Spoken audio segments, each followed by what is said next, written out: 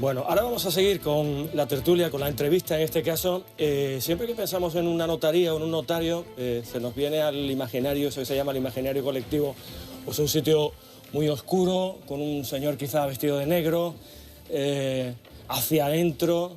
Y bueno, la verdad es que eso era parte del pasado y vamos a comprobar cómo José Luis Enlledó, que es el decano del Colegio de Notarios de Andalucía, ni viene vestido de negro ni es un señor oscuro. Muchísimas gracias por estar aquí. Muchísimas gracias a ustedes, buenos días. Bueno, esa idea permanece, pero han cambiado mucho las cosas. Bueno, ese estereotipo ya no se da. A mí siempre me ha hecho mucha gracia de dónde salió, no lo sé. Yo le echo la culpa a Mingote. Exactamente, sí. Le echo la culpa al pobre Mingote, que en paz descanse siempre nos dibujaba vestidos de negro con un bigote así, bigotito sindical y unas gruesas gafas. Y afortunadamente en la época que estamos, fíjese que ya casi el 50% de los notarios y notarias son mujeres jóvenes. Y bueno, tampoco quiero ensalzarme a mí mismo, pero yo me considero una persona normal y soy el decano de los notarios de Andalucía. No tengo nada que ver con ese estereotipo, ni me considero lejano, ni distante, ni mucho menos. Absolutamente, y de hecho la entrevista cada vez que se le llama de los medios para aclarar cualquier cosa siempre está disponible. Bueno, la actualidad nos marca un poco la primera cuestión, es que ha habido alguna modificación en el convenio que ustedes, o en los convenios que ustedes tienen en torno a la transparencia de los actos notariales. ¿En qué sentido ha cambiado? A ver, nosotros tenemos que partir de la base de que nosotros somos funcionarios públicos, ¿vale? Nosotros, y el deber de colaboración con las administraciones va in situ a esa propia caracterización. Desde hace mucho tiempo, los notarios, desde el año 2003 se creó un órgano que se llama órgano centralizado de prevención. Posteriormente, en el 2008, empezamos a crear una base de datos magnífica, impresionante, con todos los documentos que hacemos, ¿sí? Y ahí la finalidad de esa base de datos es encontrar lo que se llama el titular real. Le explico lo que es el titular real. En el mundo en que nos movemos hay muchísimas sociedades. Las propiedades de las sociedades, los títulos, están repartidos proporcionalmente entre los socios. Y el ser accionista significa tener más o menos control. Pero a su vez, si sobre esa sociedad el socio es otra sociedad y otra sociedad y otra sociedad, la última es el que dirige o maneja los negocios de la primera. Nosotros lo sabemos. ¿Por qué lo sabemos? Porque hacemos las compraventas de participaciones. Y no somos chivatos en modo alguno.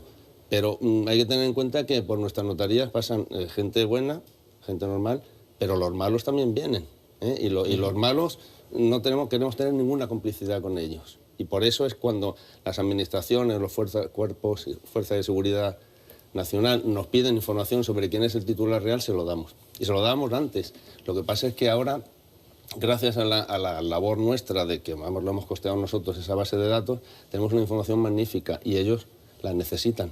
Pero no la necesitan para cotillear ni para romper el secreto de protocolo, sino para investigar. Y ahí nosotros no solamente no nos podemos negar, sino que colaboramos con ellos.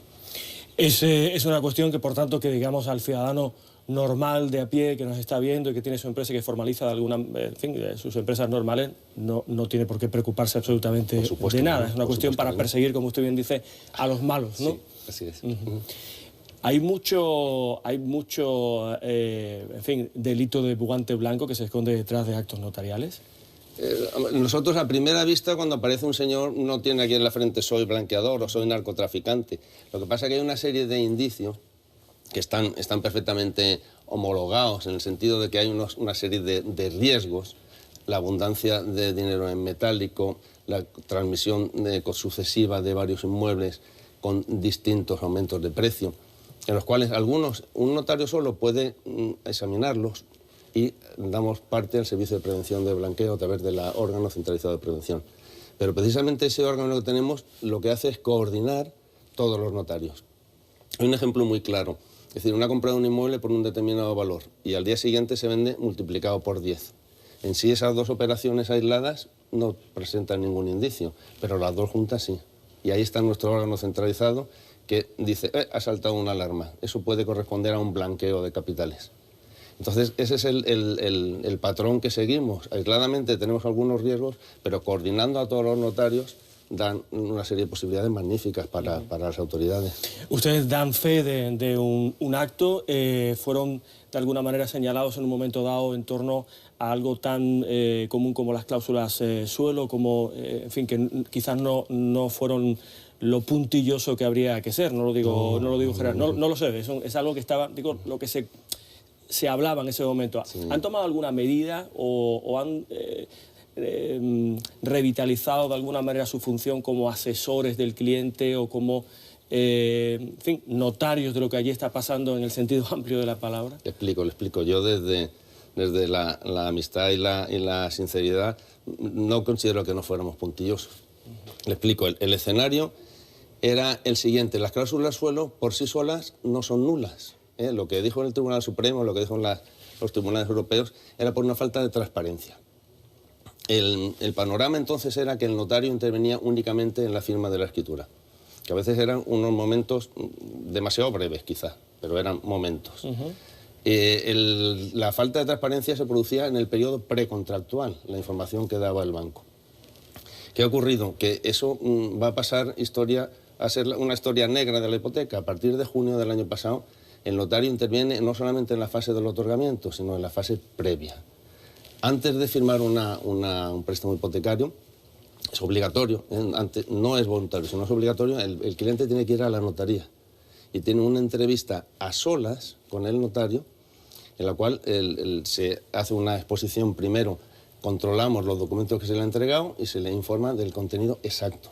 Ya no hay cláusula suelo, porque por ley se han prohibido, pero hay otra serie de cláusulas que quizá en una lectura rápida pudieran parecer dudosas, pero ese escenario a mí me encanta particularmente, porque estoy a solas con el cliente. Antes el panorama era el vendedor, el comprador, la gestoría, el banco, el intermediario, y sinceramente a mí he acabado de firmar una escritura y después de firmarla el cliente me ha dicho: quería hacerle una pregunta.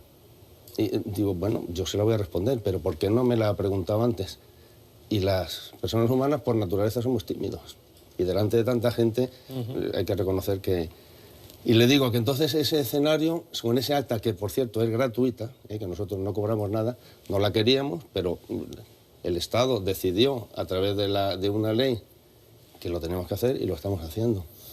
En el panorama actual, ¿cuáles son las operaciones más demandadas, los actos notariales que más realizan? Básicamente, pues lo que hacemos son poderes, testamentos, hacemos compraventas, hipotecas, y hay una nueva atribución por la ley de jurisdicción voluntaria que a uno les gusta y a otros les gusta. A mí particularmente me encanta, que son las escrituras de celebración de matrimonio, las bodas, que se han descongestionado los juzgados.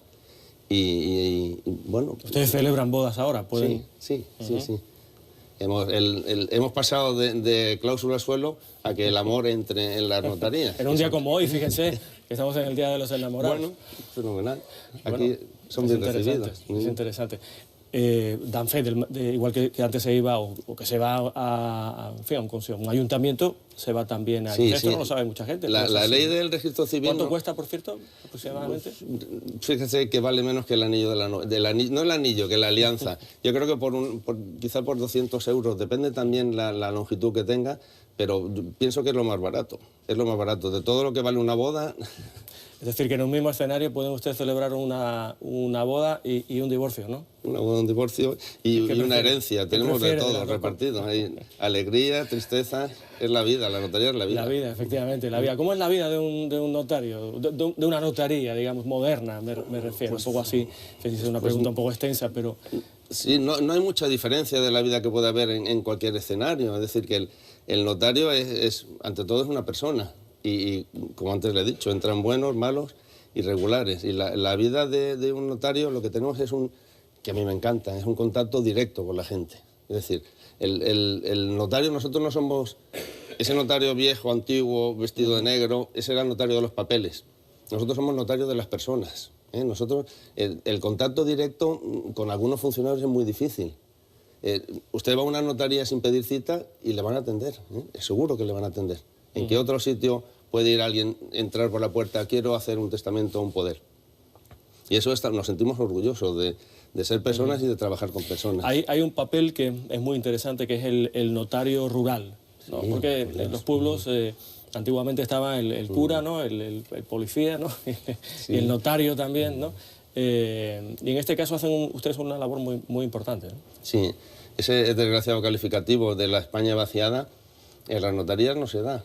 Somos 3.000 notarios y hay unos puntos notariales, pues hay repartidos por toda la geografía, desde pueblos pequeñitos de 2.000 habitantes, así como se puede ir el juzgado, se puede ir a lo mejor cierran la farmacia, el notario sigue allí.